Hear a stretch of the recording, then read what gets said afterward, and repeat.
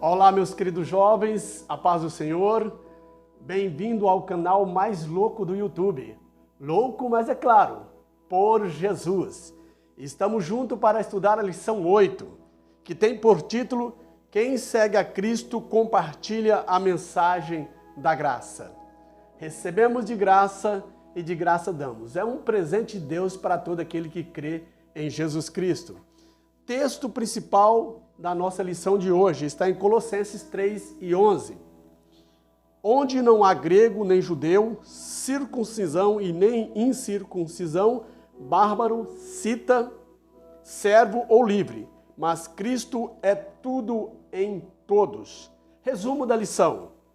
Em Cristo somos capacitados para ser pregoeiro da verdade, embaixadores do Evangelho do Reino. Isso é privilégio para poucos, é só para aqueles que aceitam a Cristo como Salvador. O nosso objetivo da nossa lição, meus queridos, são 3. Explicar as atitudes que proclamam a Cristo. Segundo, compreender que precisamos pregar a todos toda a mensagem de Jesus Cristo. Terceiro, conscientizar de que precisamos pregar o amor de Cristo. Esses são os 3 objetivos. Vem comigo, fica até o final, vamos aprender, com essa lição a como pregar o Evangelho a toda criatura. Nós vemos que Paulo, ele escreve cartas endereçadas aos Filipenses, também a Efésios e a Filemon e aos Colossenses, tá? Essas são chamadas cartas da prisão. Paulo estava preso em Roma. Ele era judeu, mas também tinha cidadania romana. E por isso ele teve uns certos privilégios na sua prisão. É como hoje, né? Eu acredito que ainda vigora, se eu não estou equivocado, quem tem um curso superior tem alguns privilégios quando vai preso. Então Paulo não era diferente, por ele ter cidadania romana, ele teve alguns privilégios nessa primeira prisão dele. Tá? Ele tinha liberdade para receber visita e para escrever carta. Tá? Ele era preso em uma casa que alugaram para ele, certo? Preso, a domicílio, e certamente tinha um soldado junto com ele o guardando, o vigiando, tá? Mas ele tinha essa liberdade, para receber visitas e para escrever carta. Então, essas cartas, aos Filipenses, aos Colossenses e a Efésios e a Filemon eram carta da prisão de Paulo, Mesmo preso, mas a palavra não estava presa. Isso que é importante. Nada segurava Paulo por amor a Cristo. Nosso texto bíblico está em Colossenses capítulo 3, versículo 11 ao 14. Tá? Paulo escreve essa carta aos Colossenses. Introdução da nossa lição.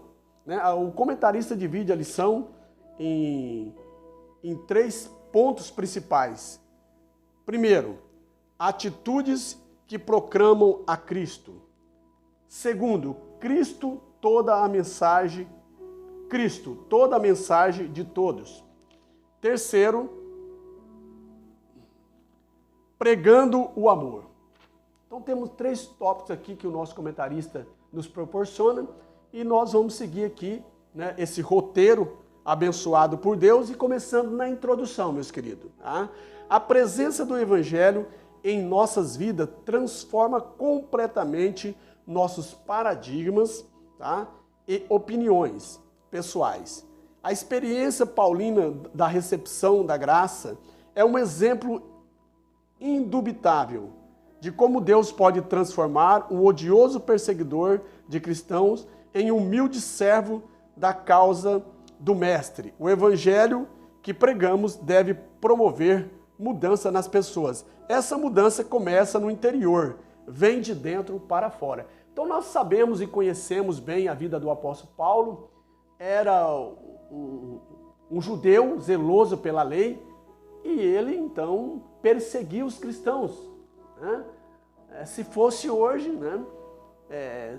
os cristãos o chamavam de o destruidor, o matador de cristão. E ele perseguiu os cristãos, mas o Evangelho tem esse poder. A nomenclatura hoje, eu acredito que não chega a isso, mas a nomenclatura até interessante, porém perigosa, né? Serial killer, né? Mata em série. Paulo não podia ver um cristão, né? Aqueles que seguiam a Cristo, ele tinha ordem para prender e para matar, certo? Então, era considerado hoje, se fosse em nosso tempo, um serial killer, né? Aí, descontraindo um pouco, certo? Mas não chegava tanto. Porém, o Evangelho tem poder para transformar um serial killer, né, em uma nova criatura. Aquilo que a sociedade não consegue, aquilo que a prisão não consegue, o Evangelho consegue. Porque a grandeza do Evangelho é a transformação da criatura. Isso que é a grandeza e a beleza do Evangelho. Ele transforma o mais vil pecador, o mais rebelde e o mais bruto homem em uma criatura amável, né? Maleável e fica abençoada por Deus, tá? Mudança total. É isso que o Evangelho faz, ele muda as pessoas. Primeiro ponto, atitude que proclamam a Cristo. Tá? Então, quais são as atitudes que proclamam a Cristo? Nós vamos aqui no primeiro subponto, o testemunho de vida como ato proclamativo. Somos convocados para anunciar a Cristo em toda circunstância, Filipenses 1,18. A todas as pessoas, Atos 5,42. Essa é a missão da igreja. Na medida em que somos anunciadores do reino, passamos a vivenciar uma experiência mais profunda nele que gera atitudes capazes de evidenciar Cristo em nós. Então, meus queridos, nós podemos pregar a melhor mensagem, nós podemos ser um exímio pregador da palavra de Deus, conhecer a Bíblia como os rabinos conheciam, de diante para trás, de trás para diante, decora a Bíblia. Mas se nós não tivermos testemunha de vida, nada disso tem razão. Nada disso tem valor. Nada disso tem resultado. Por quê? Porque o Evangelho, ele não é só para ser pregado, mas ele é para ser praticado. Tá? O genuíno cristão, ele é praticante do Evangelho. Então a minha vida tem que ser conivente, né, com aquilo que eu prego. Ora, se eu prego uma coisa e vivo outra, quem vai querer aceitar a Jesus como Salvador? Quem vai querer o Deus que eu prego? Então, a nossa vida é o testemunho de vida como um ato proclamativo. Tá? Nós temos que pregar, proclamar o Evangelho de acordo com a prática da nossa vida como cristão. Nós vemos em Atos 11, 26, que pela primeira vez os cristãos, o servo de Jesus, certo? Os crentes foram chamados de cristão. Por quê? Porque eles viam, né, neles, a maneira deles agir era como Cristo. A maneira deles falar era como Cristo. Tá? A maneira deles pregar é como Cristo. A maneira deles andar e de praticar o amor é como Cristo. Então, cristão. Pela primeira vez em Antioquia, em Atos 11, 26, os crentes foram chamados de cristão. Também chamado dos caminhos, né? Ou a seita do Nazareno, certo? Eles foram chamados pela primeira vez de cristãos, ok? Nós temos aqui um texto muito importante nesse primeiro subponto, que nos fala muito, muito alto, tá? Que está em João 3, aliás, Marcos 16, versículo 16 e 18. Ide por todo mundo, pregai o evangelho a toda criatura, quem crer e for batizado será salvo, mas quem não crer será condenado. Tá? E esses sinais seguirão aos que creem. Em meu nome expulsarão os demônios e falarão novas línguas. Porão a mão sobre a serpente e se beber alguma coisa mortífera não lhe fará dano algum. Tá? E após Jesus tendo dito a eles, isto foi assunto aos céus. E eles pregaram por toda parte. E cooperou com eles Jesus, né, fazendo os sinais que os seguiam. Tá? Então é muito importante. Nós devemos pregar o evangelho a toda criatura, ensinando, né, como eles devem servir a Jesus, Quem crê e for batizado será salvo, porém quem não crê será condenado. Então, o nosso dever é pregar com amor a palavra de Deus, ensinar as pessoas, ok? E também dar exemplo de vida. Agora, convencer o homem do pecado, da justiça e do juízo é o Espírito Santo de Deus. Você é apenas um instrumento, mas quem convence é o Espírito Santo. Avançando para o segundo subtópico do primeiro tópico, ou subponto do primeiro tópico. Anunciando Cristo através de uma vida que não faz mal. Paulo exortou os crentes da igreja que estava em Colossenses e todos que leriam aquela carta a assumirem um padrão comportamental que rompesse com o costume e hábitos daquela sociedade decadente. Tá? Então nós temos aqui João capítulo 3, versículo 3 ao 7, quando Jesus disse a Nicodemos que ele tinha que nascer de novo. Né? Sem um novo nascimento, jamais ele veria o reino dos céus. E Nicodemos então retruca Jesus, dizendo, mas como é isto? Voltarei eu para o ventre da minha mãe e tornarei nascer de novo, sendo eu um homem já velho? Jesus disse, não, você tem que nascer da água e do Espírito, ou seja, da transformação da palavra e pelo Espírito Santo, o poder que vem do alto, que transforma o ser humano. Então, anunciar Cristo através de uma vida que não faz mal, né? Andar uma vida transformada.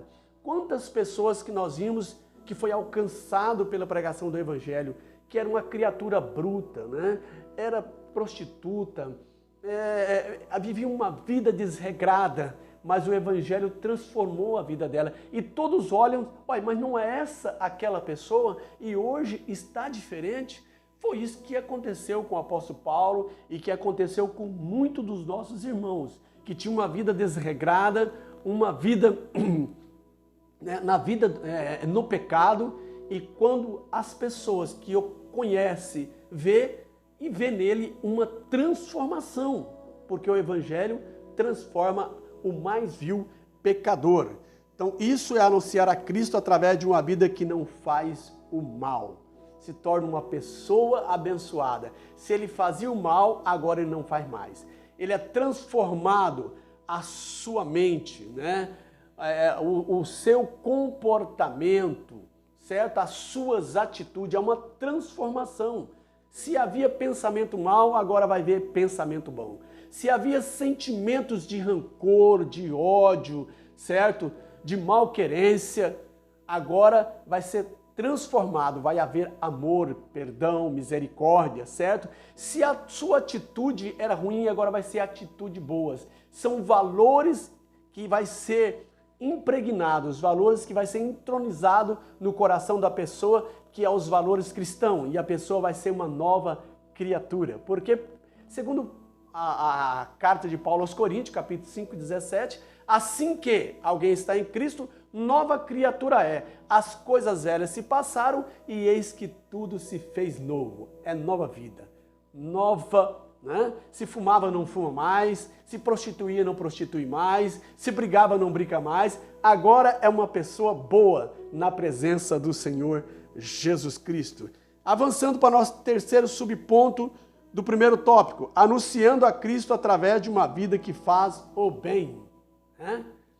Olha só que maravilha. É importante ressaltar que não basta deixar de fazer o errado. É urgente que sejamos praticantes do bem. Né? O mundo carece de pessoas comprometidas diariamente com a construção de uma sociedade melhor. Então a pessoa agora, né, salvo, não basta ele parar de fazer o errado, agora ele tem que praticar o bem, né? Fazer boas obras, certo? Boas obras não é salvação, mas boas obras é para os salvos. Né?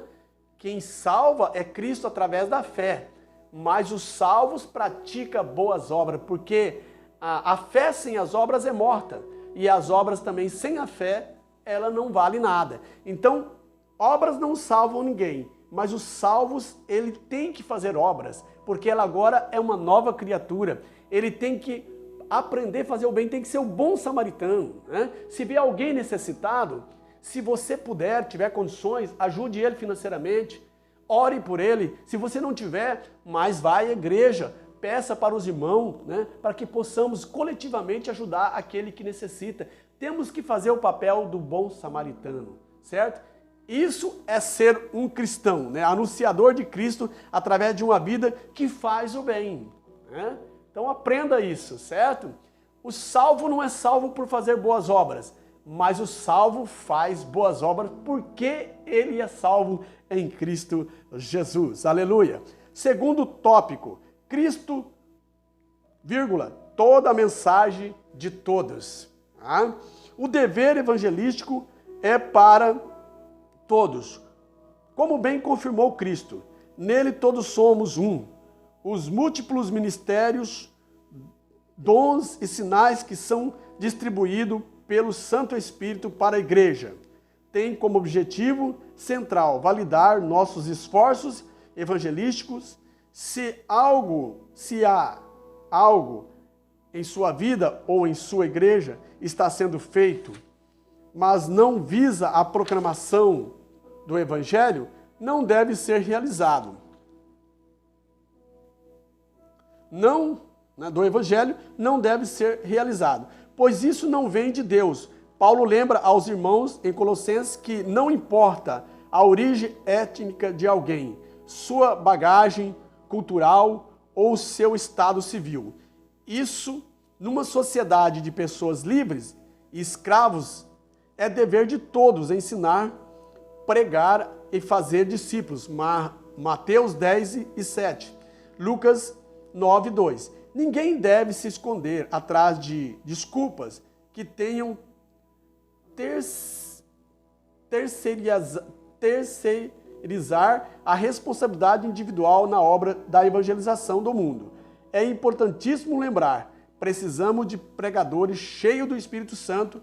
Você está disposto? É uma pergunta, tá? Então nós temos aqui Mateus, capítulo 10, versículo 7, né?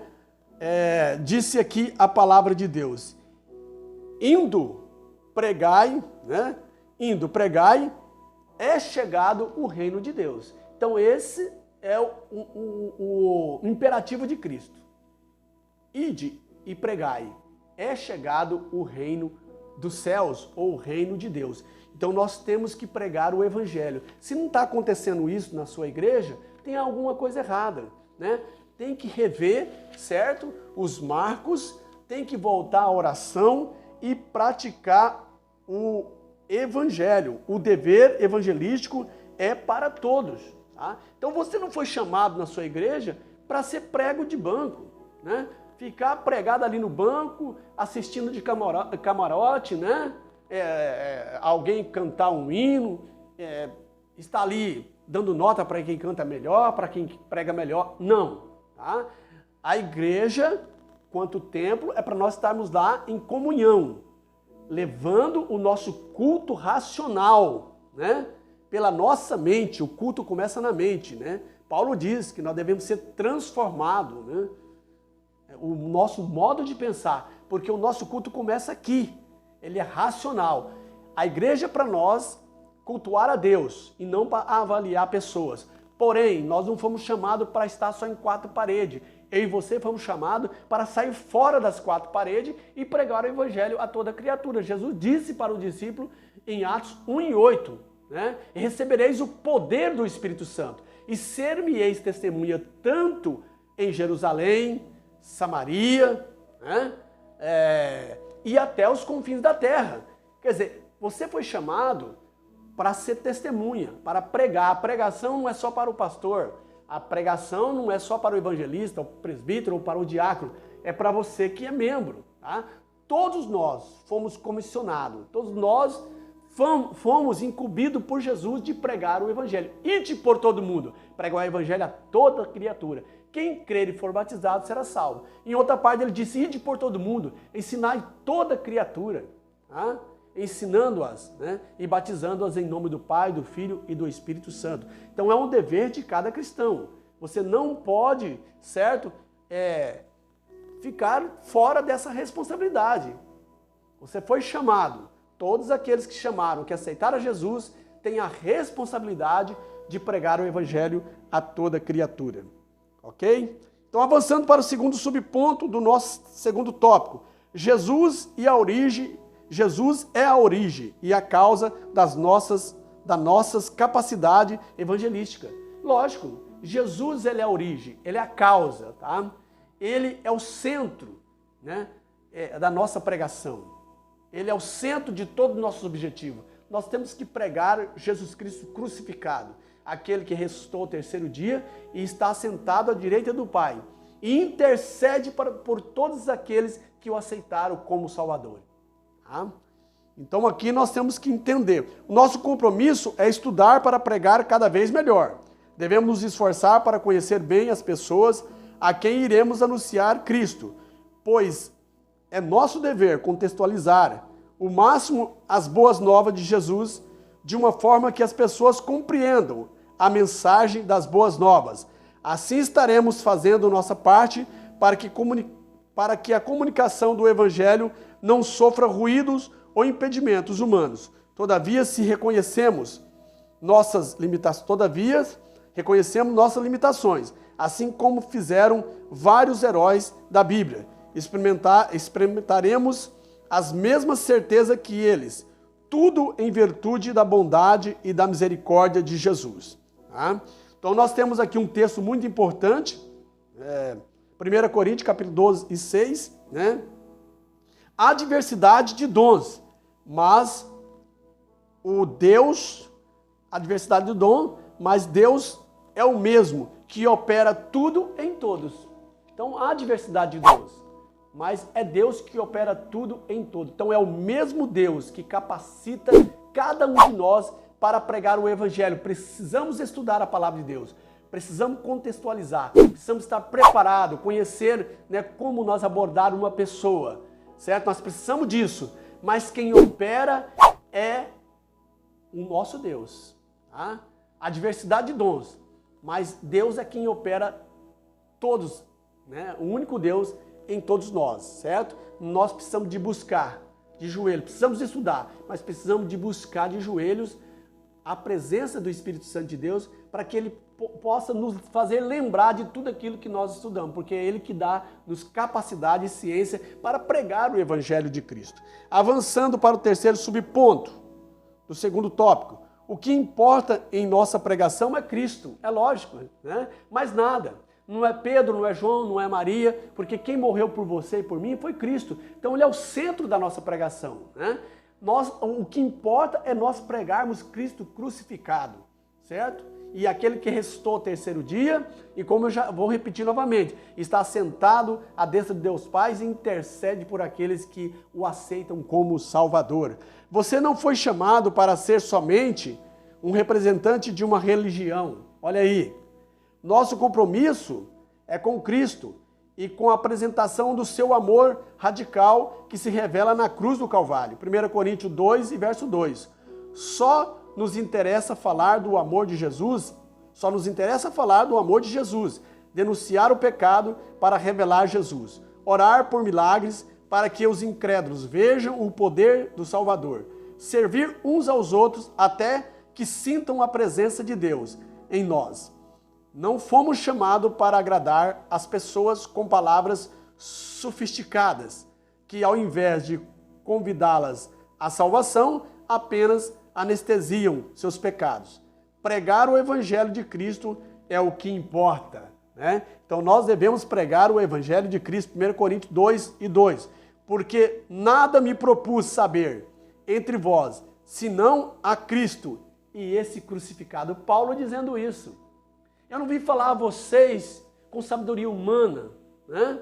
Mas eu vim falar a vocês com o poder do alto, com o poder do Espírito Santo de Deus. Né? É isso que importa, é Cristo. Não adianta ter palavra rebuscada, um português polido, mas se não tiver a unção do Espírito Santo, nada disso tem valor. Então nós precisamos, né? É o que Paulo disse aqui, porque nada me propus saber entre vós, né? Não quero saber de coisa alguma, senão a Cristo e este crucificado. Esse é o objetivo, é pregar o Evangelho, né? Pelo poder do Espírito Santo de Deus. É dever estudar, ler a Bíblia, porque nela contém a palavra de Deus, mas buscar a presença para que Deus revele para nós a melhor maneira de ganhar, né, os pecadores para Cristo. Porque quem ganha uma alma, sábio é. Você quer ser sábio? Né? Todo mundo procura ser sábio na faculdade, é importante isso, né? Ser sábio na sociedade. Mas aqui a palavra está dizendo, quem ganha uma alma, sábio é. Por quê? Porque uma alma vale mais que o mundo inteiro. Né? De que adianta o homem ganhar o mundo inteiro e perder a sua alma? Então a alma tem muito valor. E quem ganha é sábio. A festa no céu, não porque um paralítico andou, não porque um cego viu, mas a festa no céu por um pecador que se arrepende. E quem ganha, né, através da palavra, um pecador, ele é um sábio. Ele é sábio porque ele conseguiu, através do poder de Deus, convencer aquela pessoa do seu pecado. Isso é muito importante, meus queridos. Avançando para o último e terceiro tópico, pregando o amor. Primeiro subponto, terceiro tópico, corresponda à honra de ser chamado por Cristo. É honroso, irmão. É honroso ser chamado por Cristo. Nós temos que valorizar isso. São poucos que têm essa oportunidade de ser chamado por Cristo para pregar o Evangelho. Eu e você fomos privilegiados. Quantas pessoas que partiram para a eternidade e quem sabe lá lastimam porque se tivesse a oportunidade pregaria o Evangelho de Cristo. Os anjos desejaram pregar o Evangelho de Cristo, mas foi proposto a nós, seres humanos, a pregar o Evangelho. Eles não têm esse privilégio, né? Mas nós, eu e você, temos esse privilégio. Então, corresponde à honra de ser chamado por Cristo, né? Seja correspondente a essa honra, faz jus disso. Tá? Os que foram chamados por Deus não podem viver como se fossem ignorantes quanto à graça e à salvação adquirida por Jesus. Quem foi alcançado pelo Evangelho, para pregar o Evangelho, deve viver nos critérios do Evangelho. Paulo convida os leitores de sua epístola a viver o padrão do reino, Colossenses 3:12, pois a própria alma em vaidades e pecados, pois de nada adianta ser pregador e perder a própria alma em vaidades e pecados. 1 Coríntios 9, versículo 27. O primeiro a ser impactados pela palavra que pregamos é o pregador. É interessante isso, né? É o pregador que é o primeiro a ser impactado. Como representante de Cristo, nessa geração, devemos ser reconhecidos pelo sentimento e obras que o representam. Né? Compaixão, bondade, humildade, etc. Se alguém assume essa vocação missionária, evangelística, precisa entender as correspondências que acompanham esse comprometimento. Seremos odiados por todos. Mateus 10, 22, né? O Mateus 24 e 9, tratados como as pessoas mais indignas. 1 Coríntios 4, 9 e 13, perseguidos e injustiçados.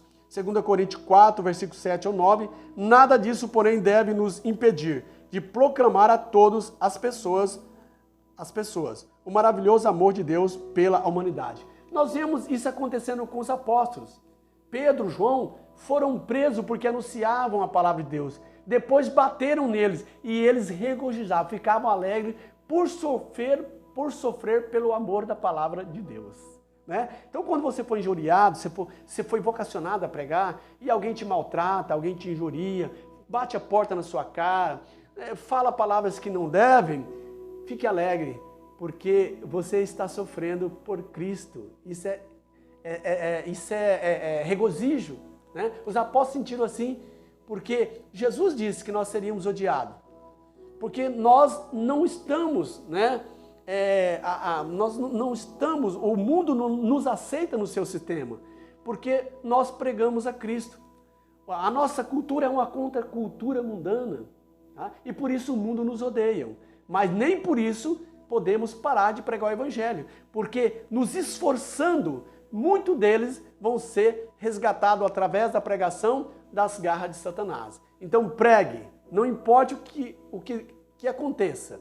Aconteça o que acontecer, prega o evangelho e dê glória a Deus em tudo, né? Como os apóstolos, né? Pedro chegou ao ponto que quando foram crucificar ele por causa da palavra de Deus, estavam todos os apóstolos sendo perseguidos por causa da palavra, ele falou, eu não quero morrer igual ao meu Cristo não, prega, coloca eu na cruz de cabeça para baixo, né?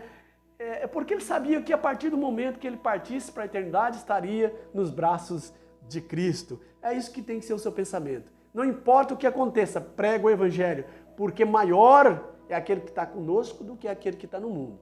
Tá? Segundo subponto, terceiro tópico, a seriedade da evangelização. Paulo exalta seus leitores que no que se refere aos fracos e caídos, devemos aplicar a nossa prática evangelística, o mesmo princípio de graça e misericórdia que experimentamos em Cristo. Colossenses 3:13. Então a seriedade da evangelização, né, é algo que nós temos que levar a sério. Nós precisamos de levar a sério. João 8:11. Disse Jesus, nem eu te condeno, vai e não peques mais. Olha aí, os judeus trouxeram uma mulher em adultério para Jesus e começaram a interrogar Jesus, apertando Jesus em palavras, para ver se pegava ele em algum erro, e colocaram essa mulher, foi pega em adultério, mestre. E na lei de Moisés mandam que ela seja apedrejada. Jesus abaixou-se, começou a escrever na areia, né? E como insistiam, ele levantou e disse, quem não tem pecado, atire a primeira pedra. Foram saindo de mamana caducando, porque todos estavam comprometidos, né? Todos eram pecadores. E aí ele olha para a mulher e disse, ninguém te condenou, mulher? Ela disse, não, vai e não peques mais. Tá? Então ele perdoou, eu também não te condeno. Mas tem uma coisa, irmão, o mundo talvez entende, né, muitos entendem errado esse texto, né? Que Jesus perdoa, mas você não deve praticar mais. Deus perdoou a mulher adúltera, ele perdoa todos os pecados, porém vai e não pratique mais, porque Deus, né, ele tem um limite. Ele tem um limite, porque a pessoa fica brincando e pensa que Deus é trouxa. Deus não é trouxa, tá? Peca hoje, pede perdão, peca amanhã. Não. Vai e não peques mais para que não te suceda pior. Porque aí você... Apóstolo Pedro diz uma coisa muito interessante a respeito disso. Que aqueles que aceitaram a Cristo e vivem pecando é como a porca lavada que volta ao lamaçal, né? Da onde ela saiu. Lavar a porca... Daqui a pouco ela volta lá de novo. É como o cão que volta ao vômito e come novamente. Então, se você aceitou a Cristo, não brinque com a palavra. É coisa séria. O evangelho é coisa séria. Então, nós devemos ficar na presença de Deus. Estamos sujeitos a pecar, mas não ser reincidente, tá? Porque Deus vai cobrar. Então, nós precisamos, né? E aí muitos cometem essa ação da porca e do cão. Então não podemos fazer isso. Essa é a seriedade do evangelho. Avançando para o terceiro subponto do nosso terceiro tópico, né? O terceiro e último subponto. Só há pregação do evangelho onde há amor, né? O apóstolo Paulo tem uma carta, na primeira carta, se não sou equivocado, de Paulo aos Coríntios, capítulo 13, sobre o amor. Ele disse que poderia falar a língua dos homens, dos anjos, certo? Ter conhecimento de toda a ciência, né? Falar em profecias, mas se ele não tivesse amor, nada disso valeria. Era como um sino que bate, né? Sem tonalidade nenhuma, sem sentido nenhum. Tá? Então, sem amor, nada disso tem valor. Ele poderia dar o seu corpo para ser queimado, ou a sua fortuna para ajudar os pobres, mas se ele não tivesse amor, nada disso adiantaria. Então, o amor é a supremacia, né? Podemos falar em língua, podemos profetizar, podemos ter todos os dons, mas o amor, ele é a supremacia de tudo isso. É ele que abarca, né, tudo isso. Sem o amor, nada disso tem valor, certo? Você pode ser uma pessoa de destaque na igreja, que profetiza, que fala em língua, interpreta a língua, certo? Vamos supor, como o apóstolo Paulo, os 9 dons. E se você não tiver amor, você não entra no céu. Porque para entrar no céu, precisa ter amor. Jesus disse, olha, nisto o mundo conhecerão que vós sois os meus discípulos, se amardes uns aos outros como eu vos amei. Esse é o distintivo, né, de cada crente, amar um ao outro. Então é importante. A mensagem de Cristo é completamente mediada pelo amor.